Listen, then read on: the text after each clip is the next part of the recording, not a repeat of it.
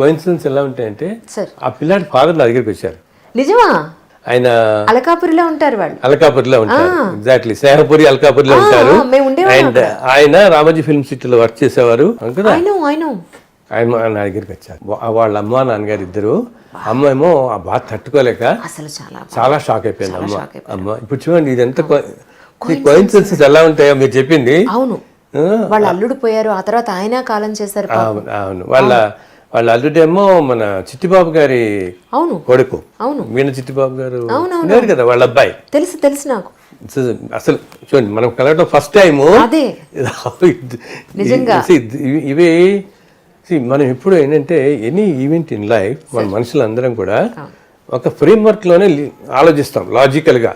So these things are beyond logic అనమాట కదండి. ఇప్పుడు మీరు ఇంత ప్రపంచంలో మనం ఫస్ట్ టైం కలవటం, మీరు ఆ శిశు అని చెప్పడం, ఎగ్జాక్ట్లీ వాళ్ళ నాన్నగారు నా దగ్గరికి ఆ రోజుల్లో వచ్చి కష్టం చెప్పుకోవడం అంతా. వాళ్ళ బ్రదర్ బాంబేలో ఉంటాడు, ఒక బ్రదర్ అనుకుంటా. అవును, అవును, అతను ఏదో దేనికో CEO సంథింగ్ ఏదో సౌత్ హెడ్ ఏదో చెప్పేవారు. సో ఎంత మంచి ఫ్యామిలీ అండి. నాకు ఎంత షాక్ అంటే నాన్నగారు యాక్చువల్లీ వాళ్ళ అమ్మగారు ఇద్దరు వద్దాం అనుకుని నాన్నగారు ఆయన వచ్చారు మా ఇంటికి. మేము మోతీనగర్లో ఉన్నప్పుడు వచ్చి పాపం తను అసలు రాలేకపోతాను ఆయన, నాకు మాత్రం ఏదో నీ దగ్గర కూర్చుంటే కాస్త సొలేసి ఉంటుంది అని చెప్పి కూర్చునేవాడు వచ్చి అప్పుడప్పుడు అలా. సో ఇప్పుడు అదేంటంటే ఆ సోల్కి ఇప్పుడు ఇంత జన్మల ట్రావెల్ కదండి. మనం అనుకుంటాం ఏదో ఈ జన్మ ఇదని, కానీ ఎన్ని వేల కోట్ల జన్మల నుంచి మనం ట్రావెల్ చేస్తూ వస్తుంటాం. సో ఈ జన్మల్లో సోల్ కనెక్షన్స్ ఉంటాయి మనకేంటి, soul knows everything but the mind in the physical body doesn't understand the language of the soul. అది ఎప్పుడు ఏదో చెప్పడానికి ప్రయత్నిస్తూ ఉంటుంది మనకనమాట. కొంతమందికి ఏంటంటే ఒక్కొక్కసారి మన చిన్న థాట్స్ వచ్చినప్పుడు ఆ సోల్ చూడండి, మనం ఇంట్యూషన్ అంటామే, ఏదో మనకి ఎందుకు ఇది అవ్వదు అనిపిస్తుంది, ఈ పని అవ్వదు అనిపిస్తుంది, లేకపోతే ఇల్లు ఎంత ఒప్పుకుంటున్నా కానీ వీడు ఇవ్వడేమో అని, అది సంథింగ్ విల్ టెల్.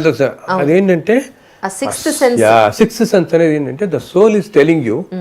అది మన మైండ్ కరెక్ట్గా గ్రాస్పింగ్ కానీ కొంచెం అర్థం అవుతుంటుంది, మనం తెలియకుండా అలా వెళ్ళిపోతుంటాం. సో ఇట్లాగే ఉంటాయి. ఇప్పుడు కొంతమంది పిల్లలకి చిన్నప్పుడు మనం వింటుంటాం చూడండి, అప్పుడప్పుడు 5 ఏళ్లకి పిల్లాడు రాగాలన్నీ చెప్పేస్తాడు. అసలు వాడికి రాగాలు తెలియవు, ఇన్ని రాగాలు ఉంటాయని కూడా తెలియవు. ఇన్ని రాగాలు ఉంటాయో తెలియదు, కానీ ఒక రాగం చెప్పిస్తే ఆ రాగం పేరు చెబుతాడు. ఆ పేరు అప్పటిదాకా వాడికి విని కూడా ఉన్నాడు వాడు. కానీ ఏంటనమాట, ఇంతకుముందు ఎప్పుడో జన్మల్లో ఎప్పుడో ఒకసారి ఏదైనా పెద్ద విద్వాంసుడు అనమాట, ఆ నాలెడ్జ్ ఎట్లా ఉండిపోయి ఆ సోల్ అంటుకునింది వాసన. ఆ సోల్ అంటుకుని వెంటనే అది వినగానే అది వస్తుంటుంది. అది ఒక స్టేజ్ ఆఫ్ లైఫ్లో తగ్గిపోతుంది. జనరల్ ఇవన్నీ తగ్గిపోతాయి. కొంతమందికి ఎట్లా ఉంటాయి, లైఫ్ అంతా మామూలుగా సాగుతూ వన్ స్టేజ్ ఆఫ్ లైఫ్ 40 ఏళ్ళకో 50 ఏళ్ళకో ఆ పాతజన్మ స్మృతులు ఆ సోల్ కనెక్ట్ ఏదో వచ్చి మళ్ళీ they going to different line all together అలా వెళ్ళిపోతుంటారు. ఇప్పుడు నేను ఆధ్యాత్మికంగా వచ్చాను, అసలు ఐ నెవర్ థాట్ అనమాట, అసలు నా కల్లో కూడా నేను ఊహించుకోలేదు. అప్పటిదాకా నేను దీంట్లోకి వస్తాను, దీంట్లో ఉన్నమాడిని. నాకు ఒకసారి మన చంద్రశేఖర్ సరస్వతి వారు కల్లోకి వచ్చారమ్మా. సో అప్పటి నుంచి నాకు పూర్తిగా ఇటు పక్కకి టర్న్ అయిపోయింది పూర్తిగా అనమాట. సో తెల్లవారుజామున ఆయన నాకు 1999 ఆ టైంలో అనమాట. కలిసారండి వారిని? లేదమ్మా, నేను ఎప్పుడు కలవలేదు, చూడలేదు, అంతకుముందు చూడలేదు. సో ఆ రోజు ఆయన కళ్ళలో దర్శనం ఇచ్చి చాలా గొప్పగా జరిగింది అది నాకు. ఆ తర్వాత నేను ఇటు రావటం అనమాట. ఆ తర్వాత ఇంకా నేను 2001లో వెంకటేశ్వర స్వామి వారి కళ్ళలో కనపడితే నేను శ్రీనివాస మహాత్మ్యం అని బుక్ రాశాను, మొట్టమొదటి బుక్ అది ఫస్ట్. అండ్ ఆ తర్వాత 2005లో మళ్ళీ ఆ స్వామి కళ్ళలో కనపడి చెప్తే ఒక వతకల్పం ఒకటి రానైనా ఈ కలియుగానికి అనేప్పటికి నేను తిరుమల వెళ్ళి అక్కడ ఉండి, అప్పుడు ఆ రోజుల్లో మనకి టెంపుల్ ఎదురుకుండానే ఉండి మెట్లు, ఇప్పుడు అవన్నీ పడగొట్టేవని చెప్పారు కదా. సో దర్శనం చేసుకుని మెట్ల మీద కూర్చుంటే ఎదురుకుండా ధ్వజస్తంభం కనపడుతుండేది, కింద ఊంజల సేవ చూస్తుండేవాళ్ళం, గుళ్ళోకి రాని బయట కూర్చునేవాళ్ళం కదా. అలా అక్కడ నేను కూర్చున్నాను. అక్కడ సాయంత్రం ఆ రోజు కూర్చుని ఉంటే ఆయన నాకు ఒక్కసారిగా వెనకాల అంతా ఆ టెంపుల్ ఏమీ కనపడలేదు నాకు. ఎంతో ఒక విశ్వరూపంలో అలా దర్శనం ఇచ్చి అసలు ఒక చక్కటి వాయిస్ని అలా విన్నాను. అలా నేను కూర్చున్నప్పుడు రాసుకుంటూ వెళ్ళాను అనమాట. అది వెంకటేశ్వర వ్రతకల్పం. నేను ఒకటి చెప్పాలంటే ఈ వెంకటేశ్వర వ్రతకల్పం పుస్తకాన్ని అంటే ఎంతోమంది కథలను చదివి వాళ్ళ జీవితాల్లో ఉన్న బాధల్ని చాలా అవలీలగా దాటేశారు. ఈ విషయాన్ని నేను చాలా మంది దగ్గర తెలుసుకున్నాను. వాళ్ళందరికీ తెలుసుకున్న తర్వాత సార్ని పట్టుకోవడం జరిగింది యాక్చువల్లీ చెప్పాలంటే. ఓ మహానుభావులు ఇంతమందిని ఇంటర్వ్యూ చేసే అంజలి, ఈయన ఇంటర్వ్యూ చేయలేదు నువ్వు, ఖచ్చితంగా చేస్తే బాగుంటుంది అని చెప్పని నాకు పంపించడం, నిజంగా వారి గురించి నేను తెలుసుకోవడం, నేను కలవడం కూడా నాకు ఇదొక అదృష్టంగా భావిస్తున్నాను నిజంగా చెప్పాలంటే. సార్, ఈ వెంకటేశ్వర వ్రతకల్పం గురించి మనం మాట్లాడుకుంటే దీనికి ప్రత్యేకమైన నియమాలు ఏమీ లేవు అని చెప్పని విన్నాను సార్. ఒక్కసారి ఎందుకంటే ప్రేక్షకులందరికీ మీ ద్వారా చెప్పిద్దామని ఉద్దేశం. అది స్వామివారు నాకు ఆ రోజు చెప్పింటే, ఇది 2 విధాలుగా చేసుకోవచ్చు ఆయన దీన్ని. ఇది వెంకటేశ్వర వ్రతకల్పం అని మొదటి విధానం ఏమో మామూలుగా సత్యనారాయణ లాగా బ్రాహ్మణ పెట్టుకుని కలసం పెట్టుకుని లాగిది. రెండో విధానం ఏంటంటే దీంట్లో 5 కథలు ఉంటాయి. మొదటి కథ నేనే చెప్తున్నాను, మిగతా 4 కథలు నీకు 4 మహర్షులు చెప్తారు ముందు కాలంలో అని చెప్పి.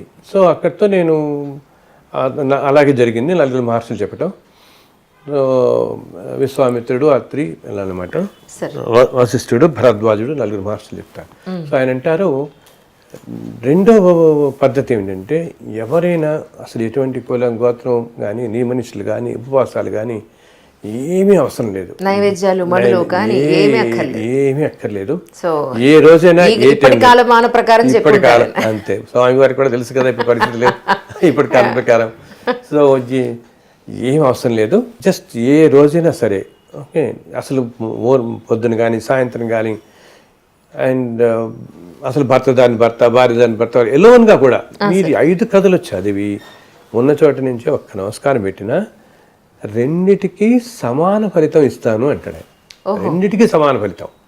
నువ్వు ఫుల్ డీటెయిల్డ్గా చేసినా, ఇలా ఒత్తిగా చదివి మనస్ఫూర్తిగా ఒక్క నమస్కారం పెట్టినా రెండిటికి సమాన ఫలితం నేను ఇస్తాను అన్నాడు ఆయన. సో రెండో పద్ధతి చాలా తేలిక కదా. సో నేను అది ఆ తర్వాత నేను అలా బుక్ రాయటం జరిగింది. రాసి మొదటి కాపీలు తీసుకుని తిరుమల వెళ్ళి, మేము ప్రతి పుస్తకం రాసినప్పుడు తిరుమల వెళ్ళి మొట్టమొదటి కాపీ స్వామిలు ఉండికి సమర్పిస్తాం అనమాట. అదొక సాంప్రదాయంగా పెట్టుకున్నాను. సో అలా అప్పటి నుంచి ప్రతి 6 నెలలకి తిరుమల రకరకాల విశేషాలు ఎన్నో పుస్తకాలు రాస్తూ వచ్చానమ్మా.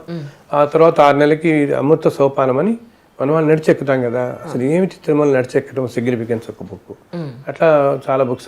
తర్వాత వెంకటేశ్వర దర్శనం అని 24 కేశవనామాలకి అర్థం రాశాను. మనం ప్రతి పూజలో అందరూ మన ఇండియన్ సిస్టంలో కేశవ నారాయణ చదువుతాం, ఏ హిందూ పద్ధతిలో ఏ దేంట్లో అయినా కూడా. వాటికి అర్థం రాశాను. ఆ తర్వాత 27 నక్షత్రాలతో భజే శ్రీనివాసం అని 27 నక్షత్రాలకి 27 కథలు అనమాట. అన్నీ విష్ణుపూర్వకంగా అలా రాశాను అనమాట.